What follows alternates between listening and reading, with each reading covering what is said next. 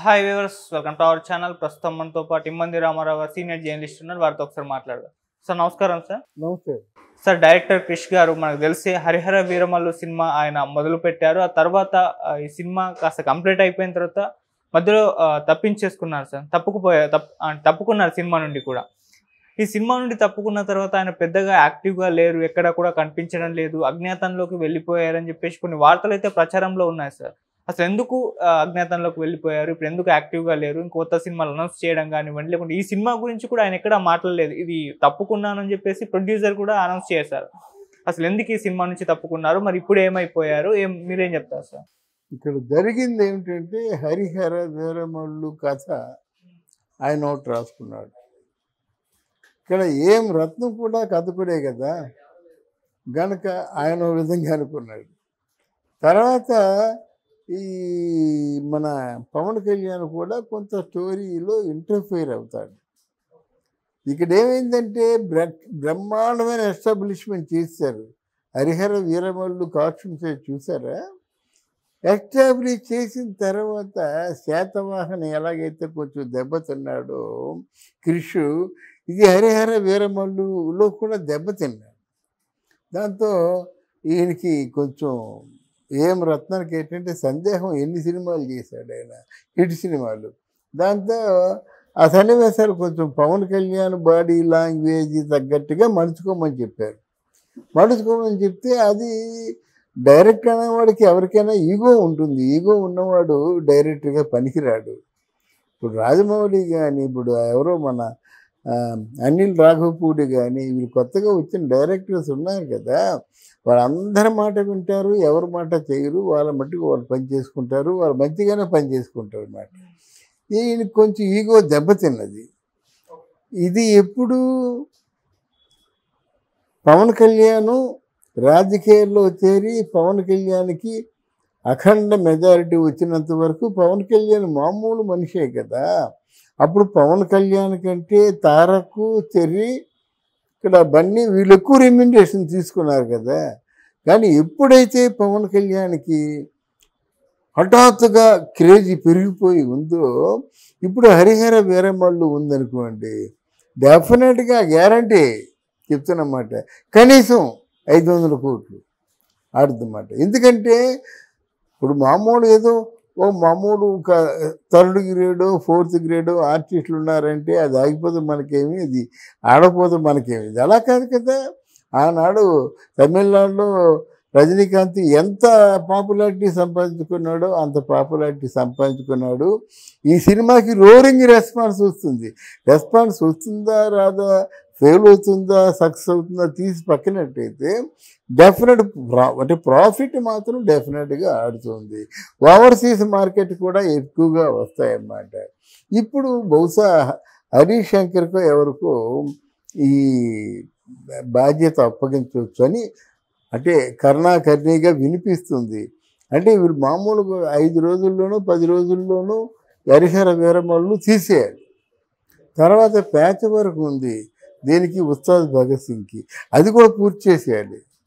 చేసిన తర్వాత మళ్ళీ కొంచెం గ్యాప్ తీసుకొని ఆ ఓజీ అనే సినిమాని ఆయన చేత మనం పూర్తి చేయించాలన్నమాట. ఓజీ డైరెక్టర్ ఎవరు? సుజిత్ సాహో తీసినటువంటి డైరెక్టర్. అందువల్ల ఆయన ప్రాణ సేవ ఆయనకు ఉన్నాయి. ఇక్కడ పవన్ కళ్యాణ్ తాలూకు అభిమానులు అంతగా ఆశ్చర్యపోనక్కర్లేదు. సినిమాయే, రాజకీయాలే. ఆయన కూడా ప్రతిరోజు రాజకీయాల గురించి మాట్లాడకుండా ఉండే ఏర్పాటే చేసుకుంటున్నాడు. ఎలాగంటే పిఠాపురానికి ఏ వరాలు ఇచ్చాడో ఆ వరాలు ప్రారంభం అయిపోతున్నాయి. ఆయన తాలూకు ఫ్రెండ్స్ ఉన్నారు, వాళ్ళ ఇండస్ట్రీ మరి ఇప్పుడు పెట్టుకుంటానంటే నీకు కావాల్సినంత మెన్ ఇస్తానంటాడు. అవి అక్కడ మెన్ ఉండరు, మన దాంట్లో అదృష్టం మెన్ ఉంటారు. అంటే పని వాళ్ళ వనరులు ఎక్కువగా ఉంటాయి, ఇక్కడ తక్కువలోనూ ఎక్కువ మంది ఉంటారు. కనుక ఏంటంటే రేపు పొద్దున్న పెద్ద కష్టపడవలసిన అవసరం మన పవన్ కళ్యాణ్కి కానీ చంద్రబాబు నాయుడికి కానీ రాడు. ఉన్నది కరెక్ట్గా ఎక్కడదక్కడ కుదిరిందా లేదా, వాళ్ళకి మామూలుగా మినిమం ఫెసిలిటీస్ ఇస్తున్నామా లేదా చూసుకొని ఎగ్జిక్యూట్ చేసేస్తే చాలామంది ఉన్నారండి. ఎంతమంది సివిల్ ఇంజనీర్స్ ఉన్నారు. అన్నిటికి కూడా ఇప్పుడు మా ఉద్యోగాలు లేకుండా సంవత్సరానికి 2 లక్షల మంది నిరుద్యోగులు ఉండిపోతున్నారండి. ఇప్పుడు 5 సంవత్సరాలకి 10 లక్షల మంది నిరుద్యోగులు ఉన్నారు కదా. అందులో అర్హత ఉన్న వారు కనీసం 6 లక్షల మందినా ఉంటారు కదా. మరి వాళ్ళకి ఉద్యోగాలు కావాలి కదా. అందుకే ఎవరికున్న ప్లాన్ వారికి ఉంది. డెఫినెట్గా హరిహర వీరమల్లుకి వచ్చే పెద్ద నష్టం లేదు, కష్టం లేదు. అంటే మరి ఇక్కడ క్రిష్ అంటే రాధాకృష్ణమూర్తి క్రిష్ ఆయన కూడా ఇన్సల్ట్గా ఫీల్ అయ్యి ఉంటాడు. సినిమా ఆగిపోయిందా, పవన్ కళ్యాణ్ సినిమా ఆగిపోవడం అంటారు కదా. అందువల్ల ఆయనకి నలుగురికి ముఖం చూపించడం కూడా కష్టం అయి ఉంటుంది. ఓకే సార్, అంటే డైరెక్టర్కి మనకు తెలుసు ఒక్కొక్కరికి ఒక్కొక్క విజన్ ఉంటుంది, ఒక్కొక్కరికి ఒక్కొక్క టెక్నిక్స్ ఉంటాయి. ఇన్నాళ్ళు క్రిష్ గారి డైరెక్షన్లో ఆ సినిమా అంతవరకు ఒక 70% అలా కంప్లీట్ అయిపోయింది. ఇప్పుడు ఇంకో కొత్త డైరెక్టర్ వచ్చారు కదా, వాళ్ళ అబ్బాయి ఏం రత్నం గారు, వాళ్ళ అబ్బాయి డైరెక్ట్ చేస్తారంటారు. కరెక్ట్. ఇప్పుడు ఆ వేరియేషన్స్ ఏమన్నా కనిపిస్తాయి? అంటే క్రిష్ గారి విజన్, క్రిష్ గారి టెక్నిక్స్ ఒకలాగా ఉంటాయి, ఈయన విజన్, ఈయన టెక్నిక్స్ ఒకలాగా ఉంటాయి సార్. మరి అదేమన్నా అంటే ఇక్కడ నేను ఇందాక ఏం రత్నం గారి అబ్బాయి నుంచి చెప్పలేదంటే, యాక్షన్ పార్ట్ కానీ కొంచెం థ్రిల్లింగ్ ఆస్పెక్ట్స్ని ఒకవేళ హరీష్ శంకర్ షూటింగ్ చేయకపోయినా ఆయన తాలూకు కాంట్రిబ్యూషన్ ఉంటుందని నేను అనుకుంటున్నాను. ఏం రత్నం గారి అబ్బాయి కూడా డైరెక్షన్ చేస్తాడు. కంపేర్ టు ఇక్కడ టెక్నాలజీ, ఇక్కడ స్పీడు, ఇక్కడ వేగం, ఇక్కడ ఫైట్స్ కొంచెం అలవాటు పడి ఉండాలని నా ఉద్దేశం. తర్వాత ఇక్కడ పెద్ద దీనివల్ల నిలిచిపోయేది ఏమీ లేదు, బ్లాక్ అయిపోయినది ఏమీ లేదు, నష్టపోయేది కూడా ఏమీ లేదు. పవన్ కళ్యాణ్ ఫ్యాన్స్ బ్రహ్మాండంగా ఉండొచ్చు, పండుగ చేసుకోవచ్చు.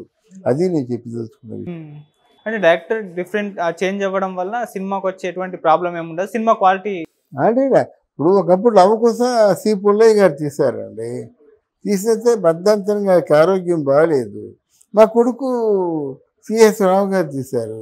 మరి ఏ పార్టీ ఎవరు తీశారు, ఎవరైనా కనిపెట్టగలరా? కనిపెట్టలేరు. అందువల్ల అభిరుచులు ఒకటైనప్పుడు వాళ్ళు సేమ్ టేస్ట్తోనే చేస్తారు. ఇప్పుడు ఆ కథ అంతా జీర్ణం అయిపోయింది ఎవరికి, మన పవన్ కళ్యాణ్కి. డైజెస్ట్ అయిపోయిన కథను తీసుకోవడానికి ఏముంది, వేగంగా షూట్ చేసేవాడు కావాలి, క్వాలిటీ కావాలి. అంటే ఇప్పుడు ఒక 30 రోజుల్లో 3 సినిమాలు పూర్తయిపోయినట్టేసి నేను ఆ ప్లాన్ చేసుకుంటాడు 10 రోజుల్లో. అలా కాకుండా అంతకుముందులాగా ఒక సీన్ అంతా కలిసి రాత్రి అంతా చేయడం అంటే కుదరదు. ఓకే, సినిమా ఫెయిల్ అయిపోద్దా, సక్సెస్ అవుద్దని తీసి పక్కన పెట్టండి, ఆ మాటలు పక్కన పెట్టండి. కానీ డెఫినెట్గా సినిమా సక్సెస్ఫుల్గా ఆడుతుంది. అది జగన్ చరిష్మా కనుక ఆ సినిమాకి వచ్చిన భయం లేదు. ఆ అభిమానులందరూ కూడా హ్యాపీగా ఫీల్ అవ్వచ్చు.